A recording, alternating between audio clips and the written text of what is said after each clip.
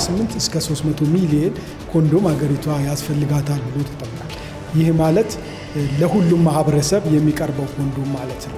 ሰኞ ዕለት ጀምሮ በግብጽ የተሰበሰቡት አደራዳሪ አካላት እንዲሁም የእስራኤልና የሐማስ ተወካዮች ቀናትን የፈጀ ውይይት ካደረጉ በኋላ በጥቂቶቹ ላይ መስማማታቸውን ገልጸዋል።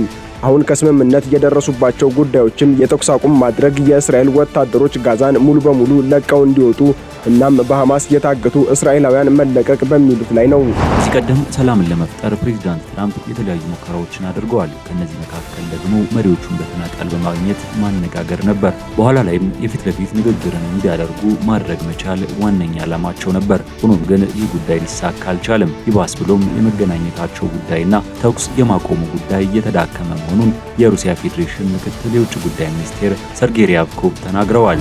እድሜያችን ከ45 ዓመት በላይ ከሆነ ብሎም ቤተሰብ ከዚህ በፊት የአንጀት ካንሰር ከነበረበት አትክልቶችን እንዲሁም ፍራፍሬዎችን አለመመገብ ይልቅም ስጋን ማዘውተር፣ ሲጋራ ማጨስ እንዲሁም አልኮል መጠቀም ለአንጀት ካንሰር። ሰላም ጤና ይስጥልን ውድ ሀገሬ ቴሌቪዥን ተመልካቾች እንደምን አመሻችሁ። ከሀገሬ ቴሌቪዥን የዕለቱን መረጃዎች ይዘን ቀርበናል። ሙሴ ከበደ ነኝ። እስከ ፍጻሜው አብራችሁን ቆዩ። በቀዳሚነት የተመለከትናቸው ርዕሰ ጉዳዮች አመራለሁ። በኢትዮጵያ የኮንዶም አቅርቦትን በከፍተኛ መጠን ማሳደግ እንደሚገባ ተገልጿል። በሀገሪቱ እስከ 300 ሚሊዮን ኮንዶም ፍላጎት ያለ ቢሆንም አሁን እየቀረበ የሚገኘው 111 ሚሊዮን ያህል ብቻ እንደሆነ ተነግሯል።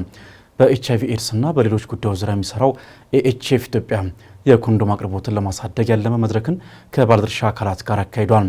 አልታየ ኪዳኔ በጉዳዩ ዙሪያ ተከታዩን ጥንቅር አዘጋጅቷል።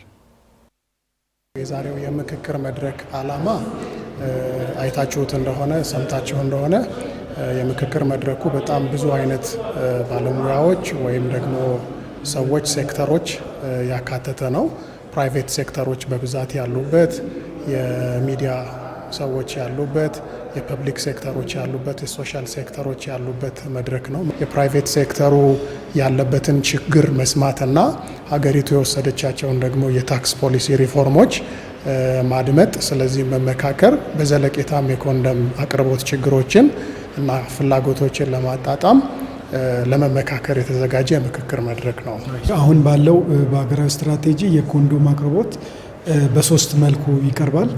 አንደኛ በነፃ ወይም በዶኔሽን የሚገኘው ከመንግስት ጋር በህብረት የሚሰሩ በፋይናንስ ከሚደግፉን በመንግስት የሚገዛ ይህ አቅርቦት የሚቀርበው ይበልጥ ተጋላጭ የሆኑ ማህበረሰብ ክፍሎች የሚቀርብ ነው። ይሄ በአብዛኛው የሚሰራጨው በመንግስት የጤና ተቋማት ሰንሰለት ነው ማለት ነው። ሌላኛው አቅርቦት በድጎማ የሚቀርበው በዲኬቲ በማህበራዊ ግብይት አሁን እስካሁን ካለን በአብዛኛው የሚያቀርበው ዲኬቲ ነው። አሁን ሌሎችም እንደ ኤምኤስአይ ሪሶፕስ ኢንተርናሽናል በመባል የሚታወቀው ይህንን አቅርቦት ጀምረዋል።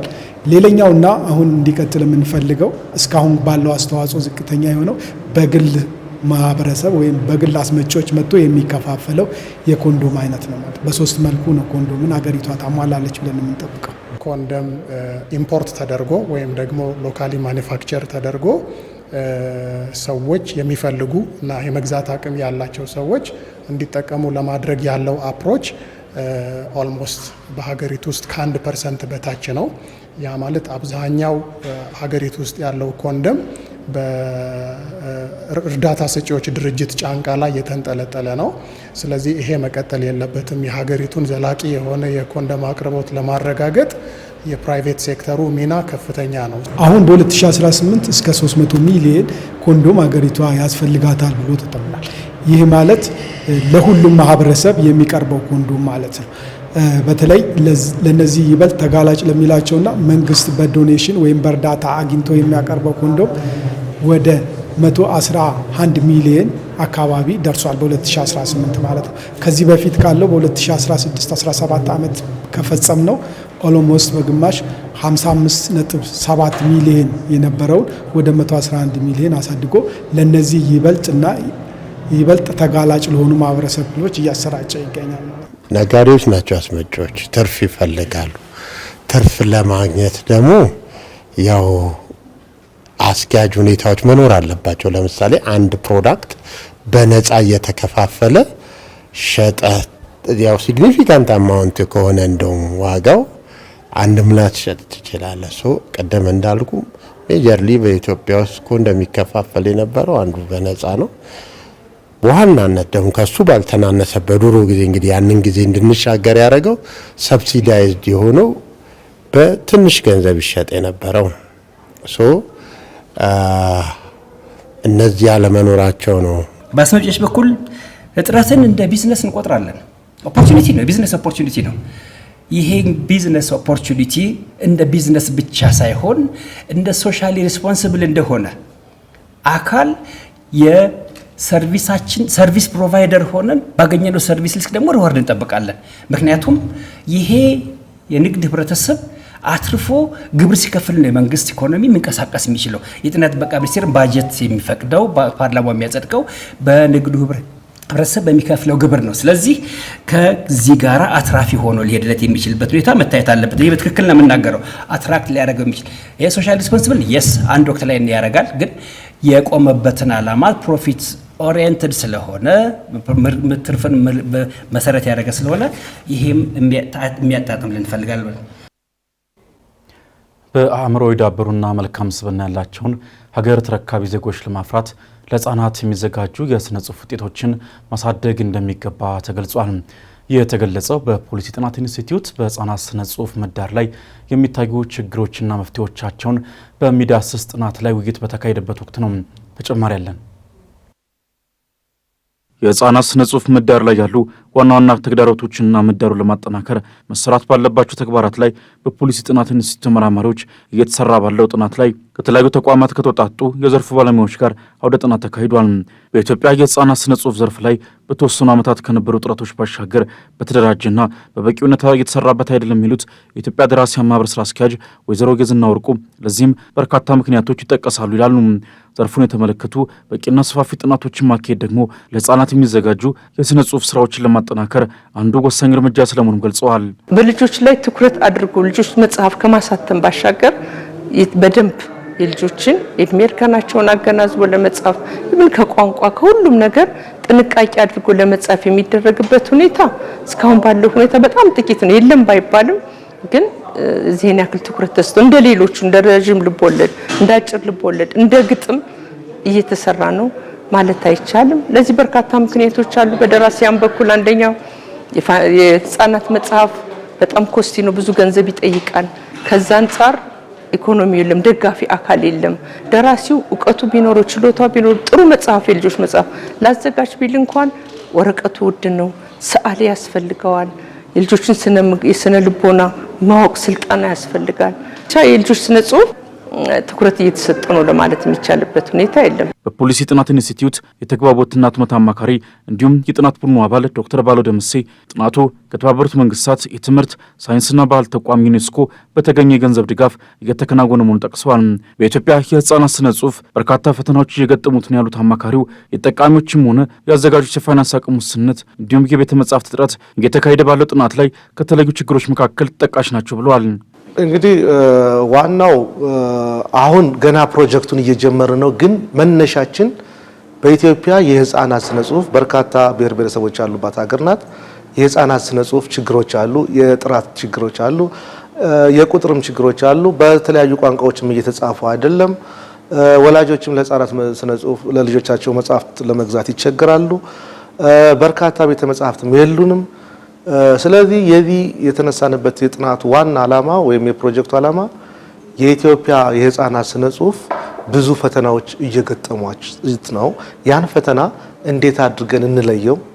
በተለይ ጥልቀት ባለው ጥናት ከለየነው በኋላ መፍትሄ እንዴት አድርገን እናስቀምጥለት? ከመፍትሄው በኋላ የፖሊሲ አጀንዳ እንዴት እንደ ሀገር የፖሊሲ ምክረ ሀሳብ መጨረሻ ላይ እናቀርባለን።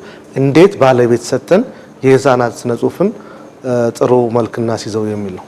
በወደ ጥናቱ ላይ የህፃናት ስነ ጽሁፍ ዘርፍን ለማጠናከር እስከ ፖሊሲ ማዘጋጀት ድረስ ያሉ ልዩ ልዩ መፍትሄዎችም ተመላክተዋል።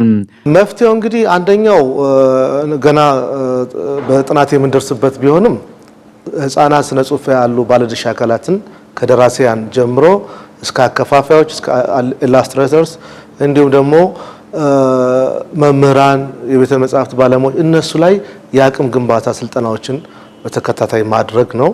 ከአቅም ግንባታ ስልጠና በኋላ እንደ ሀገር የህፃናት ስነ ጽሁፍን ጠቃሚነት ለሁሉም ማህበረሰብ ክፍል ወይም ህብረተሰብ ንቃት ላይ መፍጠር ነው። መጨረሻ ላይ የፖሊሲ ሀሳብ ይዞ መምጣት ነው። ፖሊሲውን አስተችቶ አጸድቆ ወደ ተግባር እንዲሆን ማስቻል ነው። ይሄን በጊዜያዊነት ይዘነው የመጣን ሀሳብ ነው። ነገር ግን ዝርዝር ጉዳዩ በሚቀጥሉት እንግዲህ 12 ወራት የሚወሰን ይሆናል። በጥናት እንደርስበት ይሆናል። ህጻናት በአእምሮ የዳበሩ ራሳቸውን ሀገራቸውን የሚያውቁ እንዲሁም መልካም ስብዕና የተላበሱ ሆነው እንዲያድጉ እድሜያቸውን የሚመጥንና ለእነሱ የተዘጋጁ የሥነ ጽሑፍ ውጤቶችን መጠንና ጥራት ለማስፋት የሚመለከታቸው አካላት ሁሉ በትኩረት እንዲሰሩም በመድረኩ ላይ የተካፈሉ ተሳታፊዎች አሳስበዋል። እስራኤልና ሐማስ በመጀመሪያው ዙር የጋዛ የሰላም እቅድ ላይ መስማማታቸው ተነግሯል። እነዚህ የተስማሙባቸው የስምምነት አማራጮችም የተኩስ አቁም ማድረግ፣ የእስራኤል ወታደሮች ጋዛን ሙሉ በሙሉ ለቀው እንዲወጡና በሐማስ የታገቱ እስራኤላውያን መለቀቅ በሚሉ ጉዳዮች ላይ እንደሆነ ተገልጿል። ደምሰዎች ፈራው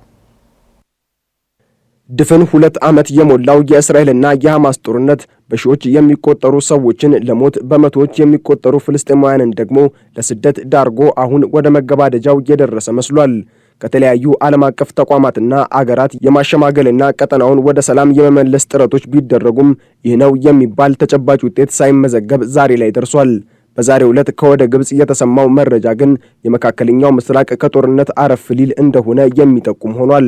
በግብጽ ለቀናት ሲካሄድ የቆየው የሐማስና የእስራኤል ድርድር በ3 ጉዳዮች ላይ ከስምምነት ላይ በመድረስ መጠናቀቁ ተገልጿል። የአሜሪካው ፕሬዝዳንት ዶናልድ ትራምፕ ከሳምንት በፊት እንከን የለሽ ሲሉ የጠሩትን የሰላም አማራጭ ይፋ ማድረጋቸው የሚታወስ ሲሆን እነዚህ ባለ 20 ነጥብ የሰላም አማራጮችም በጋዛ የተኩስ አቁም እንዲደረግ፣ ሐማስ ትጥቅ እንዲፈታ፣ በሁለቱም ወገን የተያዙ ታጋቾችና እስረኞችን እንዲለዋወጡ እንዲሁም እስራኤል ወታደሮቿን ሙሉ በሙሉ ከጋዛ እንድታስወጣ የሚጠይቁ ናቸው። ሰነዱ ከዚህ በተጨማሪም ቀጣዩ የጋዛ አስተዳዳሪነትን እንዲሁም የቀጠናውን ሰላም ይወስናሉ የተባሉ ጉዳዮች የተዳሰሱበት ነው። ከሰኞ ዕለት ጀምሮ በግብጽ የተሰበሰቡት አደራዳሪ አካላት እንዲሁም የእስራኤልና የሐማስ ተወካዮች ቀናትን የፈጀ ውይይት ካደረጉ በኋላ በጥቂቶቹ ላይ መስማማታቸውን ገልጸዋል። አሁን ከስምምነት የደረሱባቸው ጉዳዮችም የተኩስ አቁም ማድረግ፣ የእስራኤል ወታደሮች ጋዛን ሙሉ በሙሉ ለቀው እንዲወጡ እናም በሐማስ የታገቱ እስራኤላውያን መለቀቅ በሚሉት ላይ ነው። በምትኩ ደግሞ እስራኤል በቁጥጥሯ ስር ያዋለቻቸውን የሐማስ መሪዎችን እንዲሁም ፍልስጤማውያንን እንድትለቅ መስማማታቸው ተገልጿል። የእስራኤሉ ጠቅላይ ሚኒስትር በያዝነው ሳምንት መጀመሪያ ላይ አስተላልፈውት በነበረው መልእክት በሐማስ የተያዙ የእስራኤላውያን ታጋቾችን በቅርብ ቀናቶች ውስጥ ወደ አገራቸው እንደሚያስመልሱ ገልጸው የነበረ ሲሆን በዚሁ ስምምነት መሰረትም ከቀናት በኋላ የእስረኛና የታጋቾች ልውውጥ ከሐማስ ጋር ያደርጋሉ ተብሎ ይጠበቃል። ኔታንያሁ ስምምነቱን አድንቀው ለእስራኤል ታላቅ ቀን ነው ሲሉ የገለጹት ሲሆን የአሜሪካው ፕሬዝዳንት ዶናልድ ትራምፕም ሐማስና እስራኤል በመጀመሪያው ዙር የሰላም ድርድር ከስምምነት መድረሳቸውን ይፋ ባደረጉበት የማህበራዊ ትስስር ገጽ መልእክታቸው ሁሉም ታጋቾች በቅርቡ እንደሚለቀቁና እስራኤልም ወታደሮቿን ስምምነት ወደ ተደረሰበት ክልል ትመልሳለች ብለዋል። ሐማስም ቢሆን ስምምነት ላይ መደረሱን ቢገልጽም እስራኤል የምትለቃቸውን ፍልስጤማውያን ስም ዝርዝር ገና እንዳልተረከበ ተናግሯል። ለዚህም ምክንያቱ ደግሞ አሁን በግብጽ ከስምምነት የተደረሰባቸውን ጉዳዮች የእስራኤል የደህንነት ምክር ቤት ይሁንታን ሳያገኝ ተግባራዊ መሆን ባለመቻሉ ነው።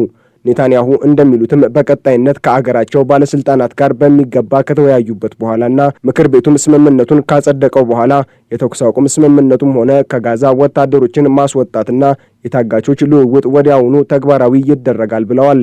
ትራምፕ አስቀድመው ይፋ ባደረጉት የስምምነት ሰነድ መሰረት ሁለቱ አካላት ከስምምነት በደረሱ በ24 ሰዓታት ውስጥ የእስራኤል ጦር ጋዛን ለቆ እንደሚወጣ አስቀምጧል። ይሁን እንጂ ኔታንያሁ እያሉት እንዳለው ስምምነቱን ተግባራዊ ለማድረግ ገና የምክር ቤቱ ውሳኔ የሚጠበቅ ከሆነ የእስራኤል ወታደሮች ከጋዛ የሚወጡበት ጊዜ ሊራዘም እንደሚችል አልጀዚራ አስነብቧል። በሌላ በኩል ደግሞ ሐማስ በእጁ ያሉ በሕይወት ያሉና የሞቱ እስራኤላውያን ታጋቾችን ለእስራኤል መንግስት እንዲያስረክብ የተቀመጠው ቀነ ገደብ ደግሞ 72 ሰዓታት እንደሆነ ተገልጿል። ምናልባትም የእስራኤል ወታደሮች ከጋዛ የሚወጡበት ጊዜ ከተባለው የሚዘገይ ከሆነ በተመሳሳይ መልኩ የታጋቾች ልውውጡንም አብሮ እንዳያዘገየው ያሰጋል። አሁን በተደረገው ስምምነት መሰረትም የእስራኤል ወታደሮች ለቀው የሚወጡበትን ቀነ ገደብ በግልጽ አለመቀመጡን እየገለጸ ያለው ሐማስ በበኩሉ እስራኤል ሙሉ በሙሉ መቼ ከጋዛ ለቃ እንደምትወጣ በግልጽ እንዲቀመጥ ከወዲሁ እየጠየቀ ነው። ይህ የመጀመሪያው ዙር ስምምነት በሚፈለገው መንገድ ተግባራዊ የሚሆን ከሆነ ሁለቱ አካላት ለሁለተኛ ዙር ድርድር ይቀመጣሉ ተብሎ ይጠበቃል። ለስምምነቱ መተግበርም ገለልተኛ የሆነ ዓለም አቀፍ ተቆጣጣሪ አካል ተቋቁሞ ወደ ስራ እንደሚገባም ይጠበቃል። በትራምፕ የስምምነት ሰነድ መሰረት ይህንን የቁጥጥር ስራ የሚከውነው አካል በራሳቸው በትራምፕና በቀድሞው የእንግሊዙ ጠቅላይ ሚኒስትር ቶኒ ብሌር የሚመራ ነው። ከዚህ በኋላ የጋዛን አስተዳደር በተመለከተም ከፍተኛ ተቆጣጣሪው አካል ይህ ቡድን እንደሚሆን ይጠበቃል። ይህ ቡድን ከእስራኤል በኩል በጎ ምላሽ የተሰጠው ቢሆንም በሐማስ በኩል ግን ተቃውሞ ገጥሞታል። ከዚህኛው አማራጭ በተጨማሪም በተወሰኑ የአረብና የሙስሊም አገራት የሚደገፍና በፍልስጤማውያን ምሁራን የሚመራ አዲስ የጋዛ አስተዳደር ማቋቋም እንደ አማራጭነት ቢቀርብም እንደ ትራምፕ እቅድ ሁሉ በሐማስ በኩል ተቀባይነትን አላገኘም። ሐማስ ለዚህ ተቃውሞ የሚያቀርበው ማስረጃም ከፍልስጤማውያን ውጪ ፍልስጤምን የሚያስተዳድር አካል ሊኖር አይገባም የሚል ነው። ለዚህም ከዚህ ቀደም አሜሪካ በኢራቅ አድርገዋለች ያለውን ወረራ በማሳያነት ያቀርባል። ፍልስጤማውያንን ከእስራኤል ነጻ አውጥተን ለሌላ አካል አሳልፈን አንሰጥም በማለትም እየተሟገተ ይገኛል። በዩክሬን ያለውን ጦርነት ለማስቆምና የሰላም ስምምነት ላይ ለመድረስ የነበረው ተነሳሽነት መዳከሙን አንድ ከፍተኛ የሩሲያ ዲፕሎማት ተናግረዋል። በሌላ በኩል ደግሞ በሁለቱም በኩል በሚሰነዘሩ ጥቃቶች ምክንያት በሺዎች የሚቆጠሩ ዜጎች የመብራት አገልግሎት እንደተቋረጠባቸው ተገልጿል። በጋዝና የነዳጅ ማጣሪያ መሰረተ ልማቶች ላይ የሚሰነዘሩ ጥቃቶችም ተጠናክረው ቀጥሏል። ለገብርኤል ታደሰ ተጨማሩን አዘጋጅቷል። አንድ ከፍተኛ የሩሲያ ዲፕሎማት እንዳሉት በዩክሬን ያለውን ጦርነት ለማስቆም የሰላም ስምምነት ለማግኘት የነበረው ተነሳሽነት ቀንሷል ብለዋል። በነሐሴ ወር በፕሬዝዳንት ቭላዲሚር ፑቲንና በፕሬዝዳንት ዶናልድ ትራምፕ መካከል ከተካሄደው የመሪዎች ጉባኤ በኋላ ተፈጥሮ የነበረው መነሳሳት በእጅጉ ተዳክሟል። ከዚህ ቀደም ሰላምን ለመፍጠር ፕሬዝዳንት ትራምፕ የተለያዩ ሙከራዎችን አድርገዋል። ከነዚህ መካከል ደግሞ መሪዎቹን በተናጠል በማግኘት ማነጋገር ነበር። በኋላ ላይም የፊት ለፊት ንግግርን እንዲያደርጉ ማድረግ መቻል ዋነኛ ዓላማቸው ነበር። ሆኖም ግን ይህ ጉዳይ ሊሳካ አልቻለም። ይባስ ብሎም የመገናኘታቸው ጉዳይና ተኩስ የማቆሙ ጉዳይ እየተዳከመ መሆኑን የሩሲያ ፌዴሬሽን ምክትል የውጭ ጉዳይ ሚኒስቴር ሰርጌይ ሪያቭኮቭ ተናግረዋል። ትራምፕና ፑቲን ከተገናኙ በኋላ በሁለቱ ሀገራት መካከል ጥቃቶች ተጠናክረው ቀጥለዋል። ጦርነቱ ከተጀመረ ወዲህ ትልቁ የሚባለው ጥቃትም የተሰነዘረው ከዚያ በኋላ ነው። በተመሳሳይ በትናንትናው ዕለትም ዩክሬን በሩሲያ ድንበር ክልል ቤልጎሮድ ላይ ባደረሰችው ጥቃት 3 ሰዎች ሲገደሉ በትንሹ 9 ሰዎች ቆስለዋል ሲሉ የግዛቱ አስተዳደር ቪያቴስላቭ ግላድኮቭ ተናግረዋል። የአደጋ ጊዜ ሰራተኞቹም በፍርስራሹ ስር ሰዎችን ፍለጋ ላይ ናቸውም ተብሏል። ዩክሬን በቀጠናው ላይ ጥቃት ስትፈጽም ለሶስተኛ ተከታታይ ቀን ነው በሺዎች የሚቆጠሩ ሰዎች መብራት እንዲቋረጥባቸው ያደረገ ነው። ግላድኮቭ እንዳሉት ወደ 40 ሺህ የሚጠጉ ዜጎች በኃይል መቆራረጥ ተጎጂ ሆነዋል። ዩክሬን በጥቃቱ ላይ የተናገረችው ነገር ባይኖርም በጦርነቱ ወቅት ቤልጎሮድን ጨምሮ ሩሲያ ውስጥ ያሉትን ኢላማዎች በተደጋጋሚ መታለች። በተመሳሳይ የሩሲያ ጥቃቶች በበርካታ የዩክሬን ክልሎች የመብራት መቆራረጥ ምክንያት መሆናቸውን የዩክሬን ኢነርጂ ተቆጣጣሪ አስታውቋል። የክረምት ወቅት ሊገባ ሲል የዩክሬን ፕሬዝዳንት ቮሎዲሚር ዜሌንስኪ ሩሲያ የዩክሬን ወሳኝ የኃይል ማመንጫ መሰረተ ልማቶችን እያነጣጠረች ነው ሲሉ ኪየቭ ቁልፍ በሆኑ የሩሲያ ነዳጅ ማጣሪያዎች ላይ ጥቃቷን ቀጥላለች ብለዋል። በነዳጅ ማጣሪያዎች ላይ ለማነጣጠሯ ምክንያት ደግሞ ለጦርነቱ ገቢ የምታገኘው ከነዳጅ ሽያጭ ነው በሚል ነው። ትራምፕም ማዕቀብ እንደሚጥሉ መግለጻቸው የሚታወስ ነው። ሆኖም ግን ለውጤታማነቱ የኔቶ አባል ሀገራትን ድጋፍ ጠይቀዋል። ከአባል ሀገራቱ ደግሞ የሩሲያ ነዳጅ በከፍተኛ ሁኔታ የሚጠቀሙ አሉ። ከነሱ ውስጥም ደግሞ ለማቆም ፈቃደኛ ያልሆኑም አሉ። ዩክሬን በቅርብ ወራት ውስጥ በሩሲያ የነዳጅ ማጣሪያዎች ላይ የምትሰነዝረውን ጥቃት በከፍተኛ ደረጃ ጨምራለች። ይህም የነዳጅ እጥረትና በአንዳንድ የሀገሪቱ ክፍሎች ደግሞ የዋጋ ጭማሪን አስከትሏል ሲል ቢቢሲ ዘግቧል። በሩሲያ ከሚገኙ 38 ዋና ዋና ማጣሪያዎች ቢያንስ 21 ድፍድፍ ዘይትን ጥቅም ላይ መዋል ወደሚችል ነዳጅነት የሚቀይሩት ማጣሪያዎች ከጥር ወር ጀምሮ ተመትተዋል። በዚህ ላይ ደግሞ ማጣሪያዎቹ ላይ ያነጣጠሩ ጥቃቶች ቀጥለዋል። በበርካታ የሩሲያ ክልሎች ለነዳጅ እጥረትና የዋጋ ንረትም ምክንያት ሆነዋል ነው የተባለው። ይህ በእንዲህ እንዳለ የሩሲያ ጥቃት በዩክሬን ላይም እንደቀጠለ ነው። የዩክሬን አየር ኃይል እንዳስታወቀው መከላከያው 154 ሰው አልባ አውሮፕላኖችን መተኮሳቸውን ገልጿል። ከእነዚህም ውስጥ 22ቱ ኢላማቸውን በ11 ቦታዎች ላይ መትተዋል። ተጠልፈው ከተጣሉ ሰው አልባ አውሮፕላኖች መካከልም የሲቪል መሰረተ ልማቶች ላይ ጉዳት ማድረሳቸው ተገልጿል። በሌላ በኩል ደግሞ የሩሲያ ጥቃቶች 60 በመቶ የሚሆነውን የዩክሬንን የተፈጥሮ ጋዝ ምርት ማውደማቸው ተገልጿል። የሩሲያ ጥቃቶች ከክረምት ቀደም ብሎ ከዩክሬን የተፈጥሮ ጋዝ የማምረት አቅሙ እስከ ግማሽ በላይ የሚሆነውን አውድመዋል ሲል ብሉምበርግ ዘግቧል። ከጦርነቱ በፊት የሀገሪቱን ፍላጎት መመለስ የቻለው የዩክሬን የጋዝ አቅርቦት በተደጋጋሚ በሚሳኤልና በሰው አልባ አውሮፕላኖች ተመቷል። ናፍቶጋዝ በመንግስት ንብረት የተያዘ የኢነርጂ ኩባንያ ሲሆን የሩሲያ ጦር ኃይሎች ጦርነቱ ከተጀመረ ጊዜ አነስቶ በጋዝ መሰረተ ልማት ላይ የፈጸሙት እጅግ ግዙፍ ጥቃት ነው ሲል ገልጿል። የዩክሬን ትልቁ የግል ኢነርጂ ድርጅት ዲቴክ በበኩሉ ጥቃቶቹን ተከትሎ ስራውን ለማቆም መገደዱን ተናግሯል። ከሁለት ቀናት በኋላ ሩሲያ ለመኖሪያ ቤት ማሞቂያ ወሳኝ የሆኑ መሰረተ ልማቶችን ያነጣጠረ ሌላ ጥቃት መፈጸሟንም ናፍቶጋዝ አስታውቋል። እንደ ብሉምበርግ ዘገባ ከሆነ ኪየቭ የተበላሹ መገልገያዎችን ለመጠገን ለቡድን 7 አጋሮቿ ለጥገናው አስቸኳይ ድጋፍ ጠይቃለች። በተጨማሪም የኢነርጂ መሰረተ ልማቶችን ለመጠበቅ የአየር መከላከያ ዘዴ ድጋፍን በድጋሚ ጠይቃለች። በተጨማሪም ዩክሬን የምርት እጥረቱን ለመሸፈን ጋዝ ወደ ሀገር ውስጥ ለማስገባት የገንዘብ ድጋፍን ትፈልጋለች። በጥቃቱ ምክንያት የዩክሬን ኢነርጂ ሚኒስቴር ስቪትላና ሂሪንቹክ እንደተናገሩት ኪየቭ የተፈጥሮ ጋዝ ወደ ሀገር ውስጥ የምታስገባውን በ30 በመቶ ለመጨመር አቅዳለች። ጥቃቱ የሚቀጥል ከሆነ ዩክሬን እስከ መጋቢት መጨረሻ ወደ 4.4 ቢሊዮን ኪዩቢክ ሜትር ጋዝ ለማስገባት 2 ቢሊዮን ዩሮ ወጪ እንድታደርግ ይጠበቃል ሲሉ የብሉምበርግ ምንጮች ተናግረዋል።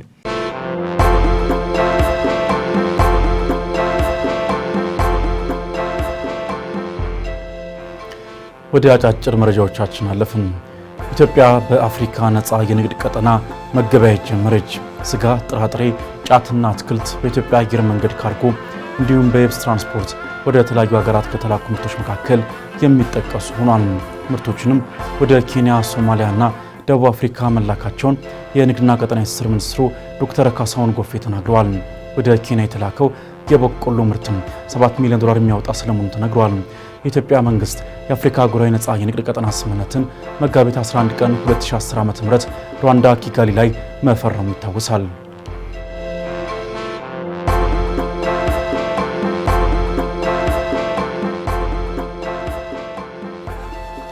የዓለም የአእምሮ ጤና ቀን በድንገተኛ አደጋዎችና ሰብአዊ ቀውስ ወቅት የአእምሮ ጤና አገልግሎት ተደራሽነት በሚል መሪ ቃል በአማኑኤል የአእምሮ ስፔሻላይዝድ ሆስፒታል አዘጋጅነት ተከበረ። የአእምሮ ጤና በተለይም ማህበራዊና ባህላዊ ትስስሮችን የሚበጣጥስ ኢኮኖሚያዊ ቀውስንም የሚያስከትል በመሆኑ ከጤና ዘርፍ ውጭ ያሉ አካላት በሙሉ ርብርብ ሊያደርጉበት እንደሚሻ መልእክቱን አስመልክቶ በነበረው የፓናል ውይይት ላይ ተገልጿል። በተለይም በተለያዩ የተፈጥሮና ሰው ሰራሽ አደጋዎች ውስጥ የሚከሰቱ የአእምሮ ጤና መታወኮች እየጨመሩ በመሆኑ ልዩ ትኩረት የሚሻ ነው ተብሏል። ዘመናዊ የአእምሮ ሕክምና ተደራሽነት እንደ አፍሪካ ብሎም እንደ ሀገር በመስፋፋት ላይ ያለን የተባለ ሲሆን ከሕክምናው ባሻገርም የባለሙያና መድኃኒትን ጨምሮ ሌሎች የግብዓት እጥረት ችግሮችን መቅረፍ የመፍትሄው አካል እንደሆነም በውይይቱ ተመላክቷል።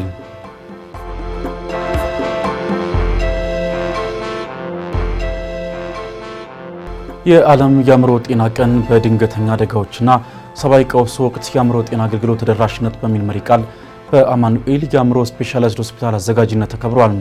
የአእምሮ ጤና በተለይም ማህበራዊና ባህላዊ ትስስሮችን የሚበጣጥስ ኢኮኖሚያዊ ቀውስንም የሚያስከትል በመሆኑ ከጤና ዘርፍ ውጭ ያሉ አካላት በሙሉ ርብርብ ሊያደርጉበት እንደሚሻ መልእክቱን አስመልክቶ በነበረው የፓናል ውይይት ላይ ተገልጿል።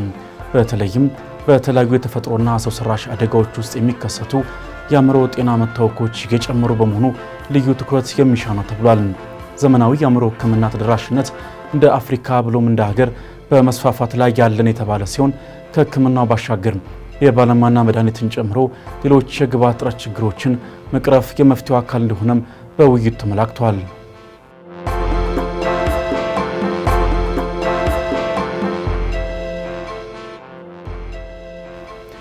የኢትዮ ጅቡቲ ባቡር አክሲዮን ማህበር ከሎጂስቲክስ አገልግሎት ባሻገር የባቡር መስመር የመሰረተ ልማት ግንባታ ስራ መጀመሩ ተገለጸ።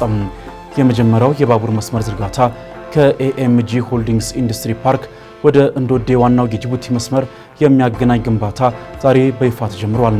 የትራንስፖርትና ሎጂስቲክስ ሚኒስትሩ ዶክተር አለሙ ስሜ ለባቡር ሀዲድ ግንባታ ፕሮጀክቱ ማስጀመሪያ የመሰረት ድንጋይ አስቀምጠዋል። ሚኒስትሩ የባቡር መስመር ዝርጋታው ዲዛይን በኢትዮጵያውያን የተሰራና ወጪው የሚሸፈነው በግል ባለሀብት መሆኑ ተናግረዋል። የኢትዮ ጅቡቲ ባቡር አክሲዮን ማህበር ዋና ስራ አስፈጻሚ ኢንጂነር ታከለ ኡማ በበኩላቸው የባቡር መስመር ዝርጋታው በሀገር ውስጥ አቅም መሰራቱም ለሌሎች ፕሮጀክቶች ትልቅ አቅም እንደሚፈጥር አመላክተዋል።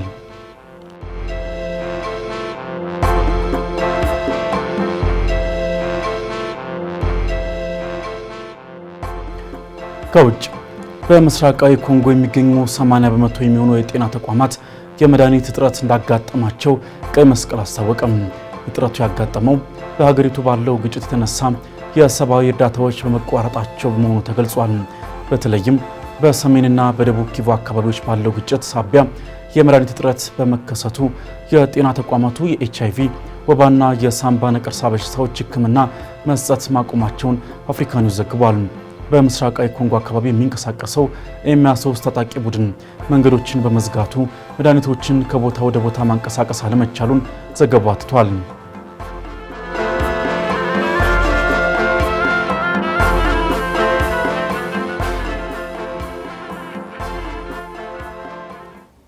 በመጨረሻም የፈረንሳዩ ፕሬዝዳንት ኢማኑኤል ማክሮን በመጪው 48 ሰዓታት አዲስ ጠቅላይ ሚኒስትር እንደሚሾሙ አስታወቁ። አዲሱ ጠቅላይ ሚኒስትር ሊሾሙ ነው የሚለው መረጃ የወጣው በኃላፊነት ላይ የነበሩት የሥራ መልቀቂያ ያስገቡት የቀድሞ ጠቅላይ ሚኒስትር ሴባስቲያን ሌኮርኖ ጋር በውይይት ስምምነት ላይ መድረስ አለመቻሉን ተከትሎ መሆኑ ተገልጿል። ይህን ተከትሎም በስልጣን ዘመናቸው ከባድ ፖለቲካዊ ቀውስ ውስጥ ይገኛሉ የሚባሉት የፈረንሳዩ ፕሬዝዳንት ኢማኑኤል ማክሮን በመጪው 48 ሰዓታት ውስጥ አዲስ ጠቅላይ ሚኒስትር እንደሚሾሙ በጽህፈት ቤታቸው በኩል አስታውቀዋል። ፕሬዚዳንት ማክሮን በአውሮፓውያኑ አቆጣጠር 2017 ወደ ስልጣን ከመጡ አንስቶ 7 ጠቅላይ ሚኒስትሮች ተቀይረው ያገለገሉ ሲሆን በ2004 ብቻ 4 ጠቅላይ ሚኒስትሮች መቀየራቸው ይታወቃል።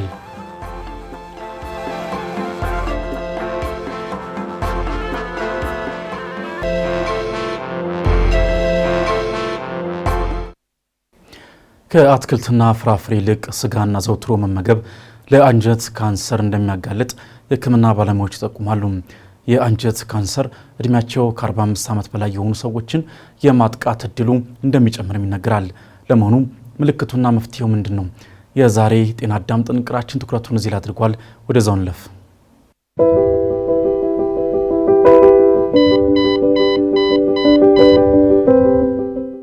ሰላም።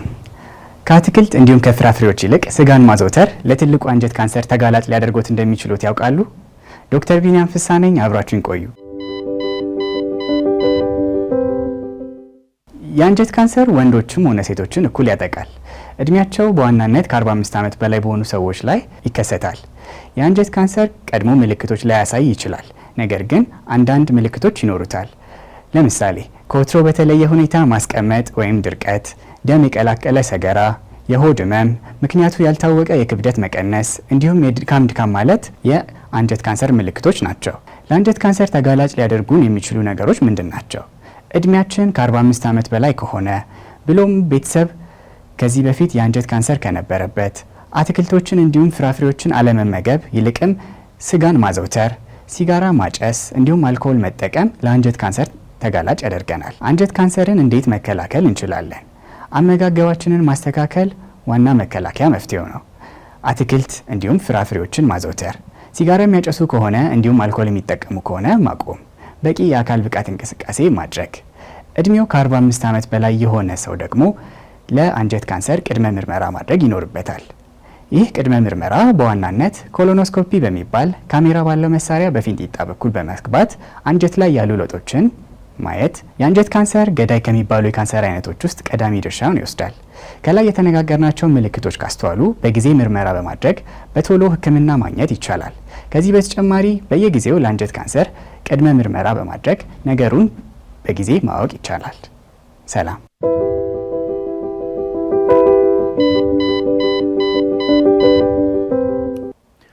መኪኖች እንደ ሰው ጭንቅላት አላቸው የሚያስብላቸው አንድ ቴክኖሎጂ አላቸው። ይህ ቴክኖሎጂ ሁሉም መኪኖች ላይ ይገኛል። ስለዚህ ቴክኖሎጂ የአውቶሞቲቭ ባለሙያው እንዲያዘጋጅቷል።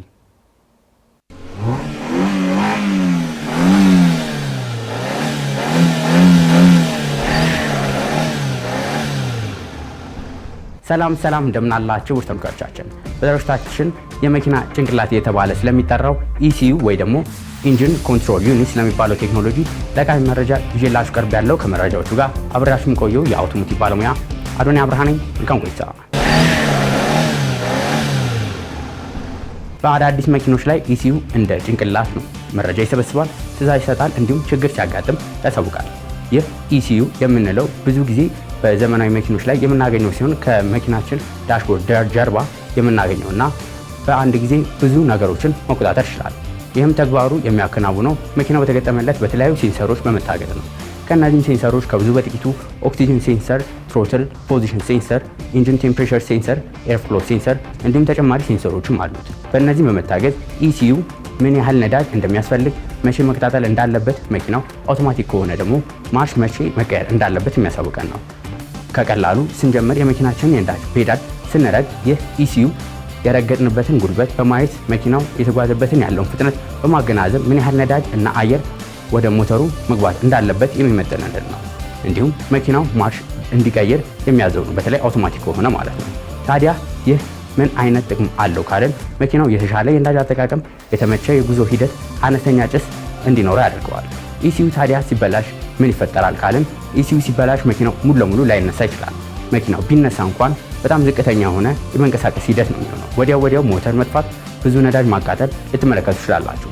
ከዚህ በተጨማሪ ደግሞ የመኪናችን ቼክ ኢንጂን መብራት በርቶ ይቀራል። ይህ የመኪና ጭንቅላት በተለያዩ ምክንያቶች ሊበላሽ ይችላል።